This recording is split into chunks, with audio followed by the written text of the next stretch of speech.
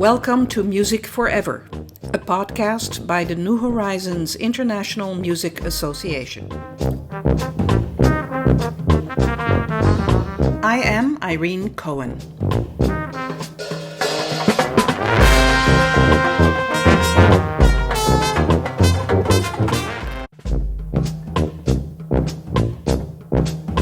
Welcome to Music Forever, a podcast by the New Horizons International Music Association.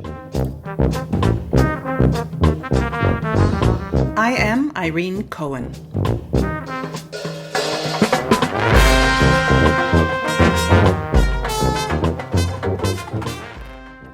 Oscar Thorp is a conductor, trumpeter, and music educator based in Brooklyn, New York.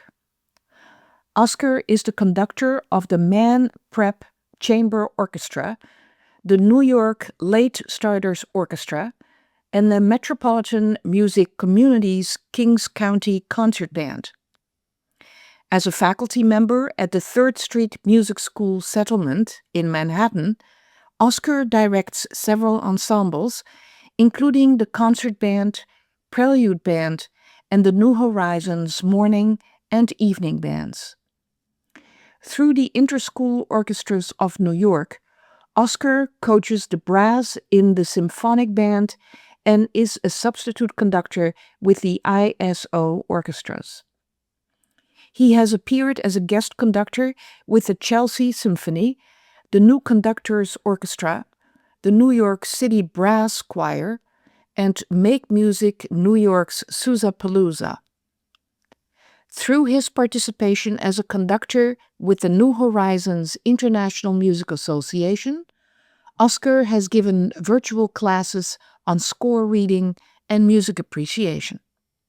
Oscar will be conducting at the Cincinnati New Horizons Music Camp in July 2025. This interview took place in April 2025 via Zoom.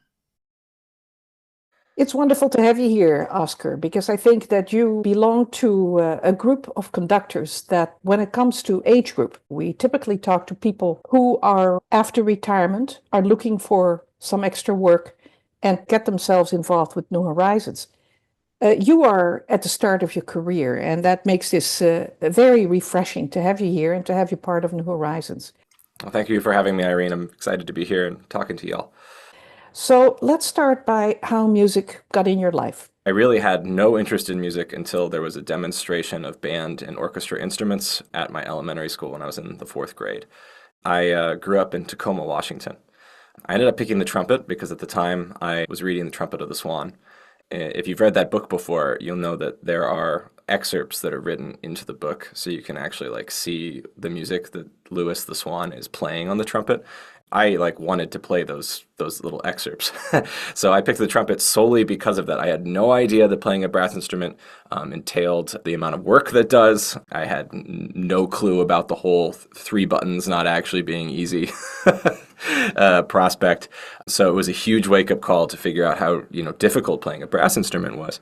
I really didn't get into it until I got a private teacher and I started listening to orchestral recordings. I really didn't listen to music for fun until I started playing the trumpet, until my mom gave me some recordings of some orchestral trumpet players. And then that just immediately clicked with me. And I started listening to orchestral music almost exclusively through high school, which I've been playing a lot of catch-up with in my 20s and 30s. I've been listening to a ton of music that I really should have been listening to when I was a teenager.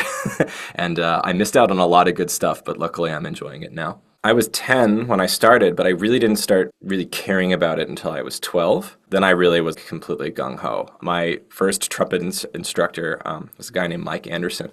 He was a cornet player in the Tacoma Concert Band. He was a retired band director. I actually had the pleasure of playing with a lot of his colleagues when I moved back to Washington after grad school. So it was really fun and full circle to go back and play with these folks that, inspired me when I was in middle school.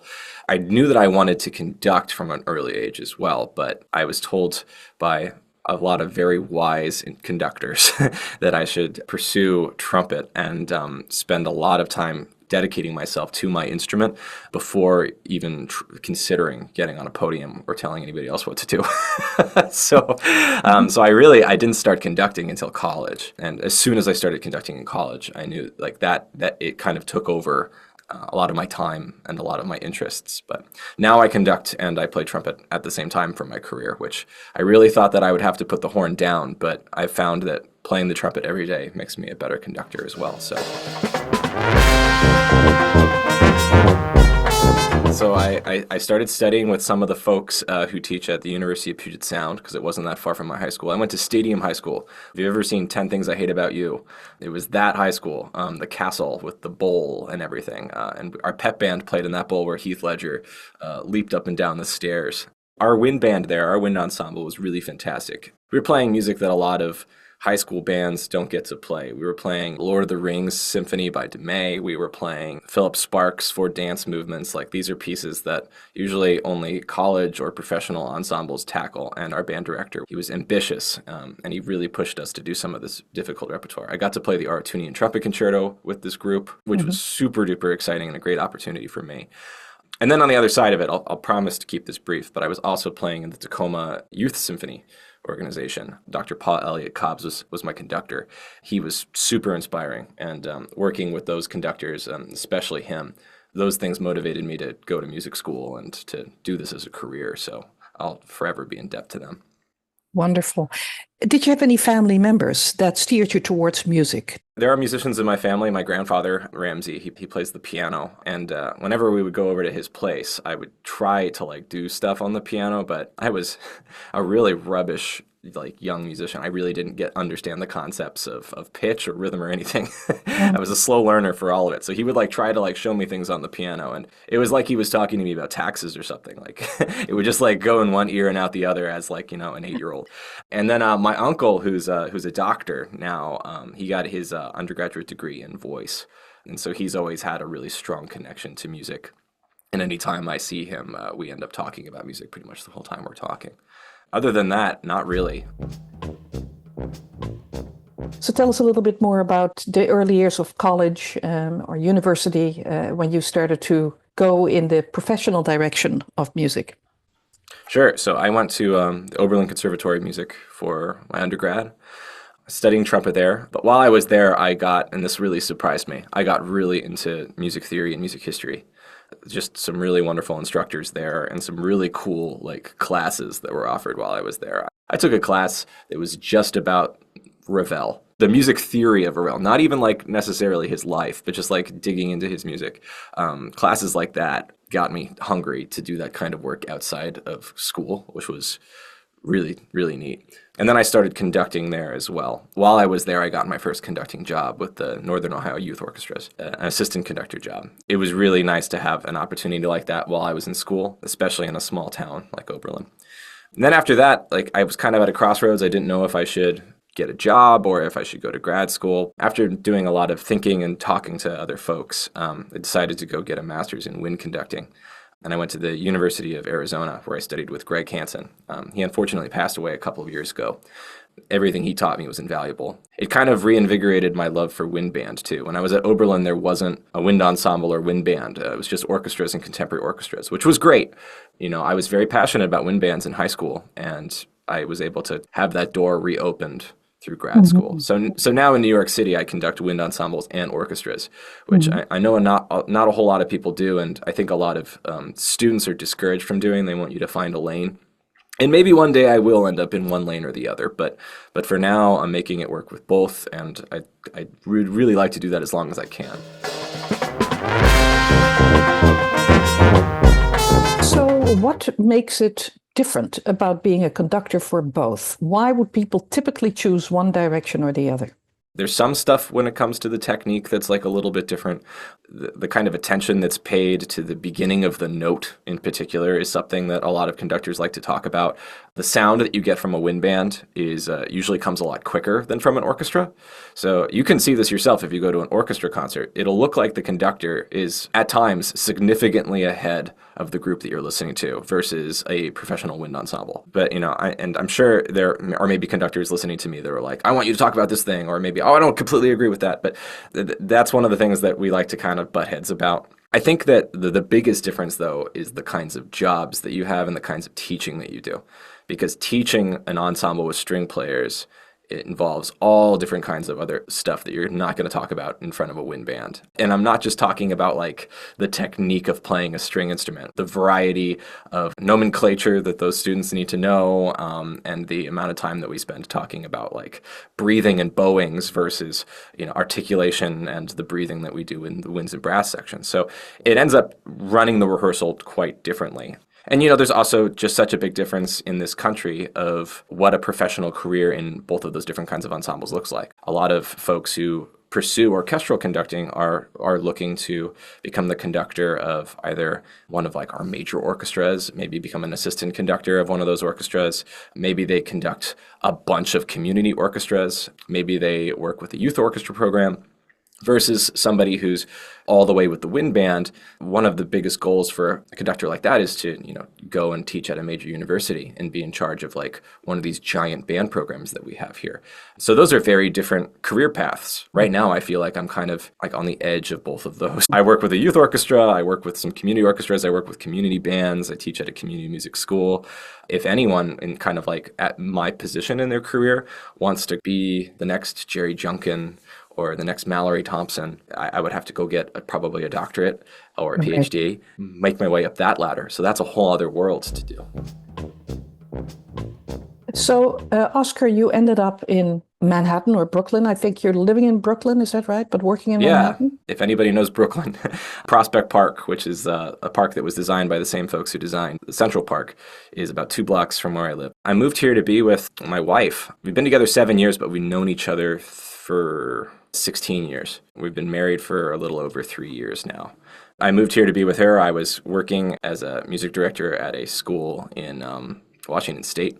But when we decided that we wanted to live together in New York, I moved over here. That's how I got involved with New Horizons. I understand your wife is a trumpet player as well. Yes. So I'm speaking to you now from our practice room in our apartment. It's not 100% soundproofed, but luckily we have very understanding neighbors. Many of them are musicians themselves. But yeah, we both play trumpet. Caitlin is a really, really wonderful trumpet player. She plays like on Broadway and off Broadway and stuff like that. That's her gig. Wonderful. I would be one of those neighbors who would love it. And love some sound. Yes, for sure. You said you got in touch with New Horizons. How did all that happen? So when I first moved to the city, I had, a resume and references and a lot of people in my corner from back home who were like, don't worry, we're going to help you get a job even though you're moving to a new city without prospects. I ended up meeting with some folks, and Caitlin got me in touch with somebody who worked at 3rd Street Music School. And they had an opening for a different position at the time that I was looking into. But they were like, oh, but you've got a lot of wind band experience. We've got this New Horizons band that's looking for a new director. I plopped in 2 or 3 weeks into moving to the city. I was in front of the 3rd Street New Horizons group, auditioning for them. It was a really wonderful audition experience. I got some of the best questions I've ever gotten from an ensemble during that interview process, which was really great. I've been working with that group for, it'll be 7 years this September. The school, let me start with the location, is in the East Village. It's not on 3rd Street, which we always think is funny. It originally was on 3rd Street, but now it's on 11th and 2nd. And so we have a lot of folks who live in that area. We also have a lot of people who live in Stuytown, which is a neighborhood that's just a little north of us. And so they're able to just walk down the streets of Manhattan to these rehearsals. We have some folks who come all the way from Jersey. We got folks who come up from Brooklyn like me. We got people from Queens. So there's all walks of life. We see this as a safe space for all of us from all of our different backgrounds to get together and make music together. Where we rehearse is also a preschool. There's this preschool program that goes on during our Tuesday and Thursday rehearsals. And they'll actually come in and listen to us and give us preschool feedback. There are all these private teachers that are there, and practice spaces available. Folks who play with us have all of these other opportunities that are just like sitting there waiting for them to use, which is nice. We have a Philharmonia orchestra that a lot of our players play in if they want some orchestra experience as well as wind band experience. I count my blessings every day. And, a lot of these folks, too, since they were some of my first friends and colleagues in the city, since I'd met them when I was so fresh, A lot of the opportunities that I do now today are because of the New Horizons Band and the folks that I've been working with. So I once described them as like, if I were a tree, they would be one of my biggest roots. Like, like I feel super duper connected to this program. No matter what I end up doing in the city, I always want to have, I always want to be part of this community. So we've got 3 bands. I work with 2 of them, and Fran Vogel, who's been working with the New Horizons at 3rd Street for longer than I have, works with another one of the groups. Our biggest group rehearses on Tuesday and Thursday mornings from 9 to noon. We use that first hour for things like sectionals and chamber music, but our typical band rehearsals are 2 hours. We also have an evening band that meets only on Tuesday evenings, which is a little smaller. We play rep that's not necessarily easier, but it's kind of more designed for a smaller band program. Fran directs the Monday and Wednesday group, which meets at the same times, but on Monday and Wednesdays. And that group is designed for players who want a little bit more individual attention. So it's an even smaller group. It's more acceptable to spend time giving individual instruction. We're not a gigantic band. Altogether, we're a big band. On concerts, we'll sometimes combine and put all of the groups together, and then we're pretty big. But our largest band is about 30 people. The pandemic was really hard on us because we're in the city and because our community was one of the first to really have a hard time in March 2020. It took us a while to get back to where we are now. When I first joined the group in 2018, we were just a little bigger than we are right now. It was also the time when you and I happened to meet because yes, it was. New Horizons International was struggling with the same idea. How can we keep our groups going? And I think one of the biggest fear of the international organization was how can we maintain our wonderful conductors? Because they are basically out of a job during this pandemic. And we want to make sure that somehow we're going to offer them something. But then Zoom came along, and that was very quickly. And we decided to hold meetings for our teaching staff. And there was Oscar showing others saying, oh, yeah, no, I do online stuff, and it's not that hard. And older people can learn faster than you think, because most of the conductors were very worried about the ability of older folks to get the technology. But what I think a lot of people didn't realize was that for a lot of older folks, the only way for them to be in touch with kids and grandkids was by learning the technology really, really quickly. But there was a lot of trial and error. Yeah. We tried a lot of things that ended up not working. I gotta thank my folks and for tolerating, teaching techniques that were less than ideal, but that we saw as, one of the only ways that we were able to stay connected. All having an arrangement that maybe I pulled together of a piece, and all of us taking turns being the one who's leading the group and being listened to at any given time, because setting up all of the equipment required to get, live playback, it was expensive, and it was something that we were really never able to 100% figure out. So one of the highlights, though, for me with that virtual time was being able to interact with the band in a different way. Like, I played a lot of trumpet during the pandemic for my band members, and I don't think that they had really heard me play a whole lot. But, I would sit here, in my practice space or in my old apartment, and I would play trumpet for 2 hours for these folks to show them what I meant, because it's not like I could conduct them through something, right? They all know how I play now.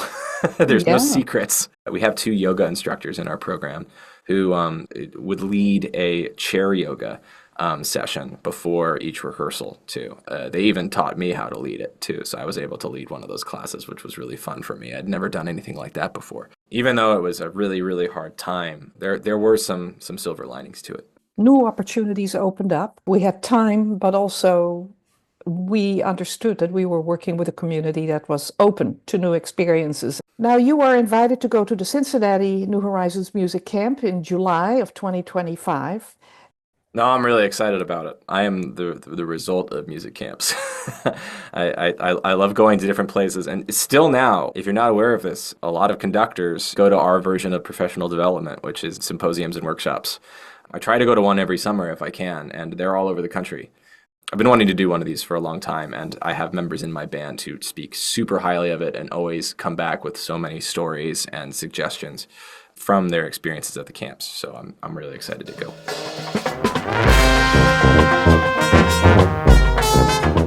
sure you are talking to people who may never have played music or who would like to pick up an instrument again or possibly change to another instrument. They're just too afraid, or they say, I'm just too old to do this sort of stuff. What would you tell them, Oscar? It really depends on who the person is and what their life experience has been. I would say that our New Horizons programs are designed as safe spaces to come back and try out your instrument again or start on a new instrument, play a secondary instrument. This is a team sport. When we have new members come in, we want to encourage them and make them feel as welcome as possible. To get to the kind of pedagogy side of things, I'm constantly trying to make sure that I'm learning a new musical skill at every moment. And I think that everyone should do this because it really does tap you into an empathetic human experience. To go back and to be new at something and to feel that fear and to feel that that feeling of unknown, and for it to also tap into your ego a little bit and make you go like, I don't know if I'm comfortable feeling this way about myself at the moment. I feel like I'm bad at this. Everybody experiencing that at a regular time, I think it does make you a more empathetic and better person when you're around other people. I could see it being very easy for someone like me who's gone through all of the training that he's gone through to just kind of pigeonhole myself into my experience and go, well, I'm very good at what I do and I deserve to work with other people who are just as good at what I do as me. I don't know, that just seems so close-minded to me. And it, there's not a whole lot, there's no growth mindset in that. I would encourage other folks to think this way about themselves as a learning person. Even if you feel like you have like a difficult relationship with somebody else in your life and you don't feel like you can quite understand where they're coming from, maybe learning the clarinet for the first time is something that will help you understand why you're having a difficult connection with this person. I've certainly felt that way I've been playing a lot of percussion lately in some of my bands, and there's been a lot of moments where I've gone like, oh, if I had learned this at this certain time in my life, maybe this would have been easier for me. There've been like a lot of like little connections and stuff like that. We check the ego at the door, or at least we try to. It's not possible to do it 100%, but we check as much of it as we can at the door, and we come together to make music and to have a community together. So if there's fear there, just know that it's natural and that it's a good thing, and that you're showing that you're brave and you're showing that you're growing by pushing through it. Well, you're obviously doing a very good job there, Oscar. Everybody loves you there in Manhattan, and they are very lucky to have you. Obviously, we are very lucky to have you in our larger organization and that we can experience your conducting and your music making during our music camps that are coming up. As well, you gave us a wonderful virtual program on reading scores. I personally attended that and learned a lot. I've always wondered how conductors read so much music at once. Yeah, it's worth demystifying that.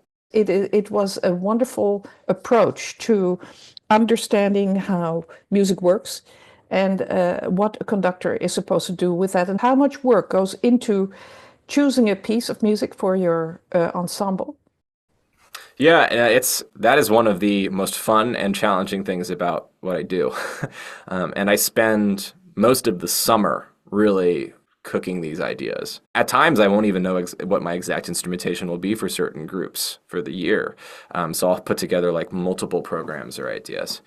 The number one thing that I think every conductor or programmer should do is just talk to other conductors and programmers. See what they're programming. If it's a situation like you mentioned, Irene, where it's some factors that could be getting in the way of like, oh, do I do this because I don't have this? I don't know if I'm going to have enough percussionists, or I don't know if I'm going to have enough bassoons or something like that. Talking to colleagues about that is a great way to make that less of this mystery that you have to solve on your own. When I first started out, I did something that I think a lot of young conductors do. I wanted to program as many pieces that I was passionate about as I could, which sounds great, and it sounds like the answer. It ended up being it was very curated for me and not so much my ensemble. And I learned that just within the first year, that like there were so many like little signposts that popped up in my life that were like, hey, you need to pay more attention to what your group needs and not what you need. now when I'm programming, I'm constantly thinking about those elements. Another thing that I know that myself and a lot of other conductors are doing right now is we're trying to make sure that when we program, we're programming diverse repertoire that represents not just a diversity of composers, but also the diversity of the ensembles that we're working with. For example, if you're working with a group of musicians that have a lot of connections to jazz or popular music, that you're going to program music that won't just inspire them, but will also show off those talents and allow them to feel like they have a place to put that out. So one of the things that I do, for example, with my New Horizons band at 3rd Street is on every program, no matter what theme or whatever repertoire we're doing, we tend to end our programs with a medley of some sort that will cover a genre of music that has almost nothing to do with the other pieces. I like to think of it as a dessert almost for the program. You've just listened to maybe a bunch of contemporary music for a wind band, or maybe a bunch of music from specifically like the 1950s and 60s American band music or something like that. And then we'll end the program with a medley of something completely different. Like right now we're doing a medley of Miami Sound Machine. as the end of our concert. Programming around the interests of the folks in the group and the needs of the folks in the group is super duper paramount. I think it's super important. You're obviously putting a lot of thought in your teaching. I'm sure your band appreciates that. Oscar, I would like to thank you for this wonderful interview and get an insight in your musical life and where you want to go. You still have a long way to go, and Yes. It'll be very interesting to follow you as you are climbing up the ladder of your musical career. But for now, and I hope you will stay, we are incredibly grateful that you are part of this larger New Horizons world. So thank you so much. I'm very, very grateful to this organization and to my bands at 3rd Street. So thank you all. Thank you very much. Appreciate it.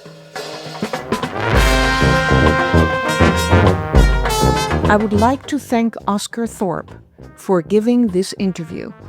If you would like to find out more about Oscar's New Horizons band in the 3rd Street Music School settlement, please go to their website at musicanddance.thirdstreet.nyc and search for the New Horizons tab.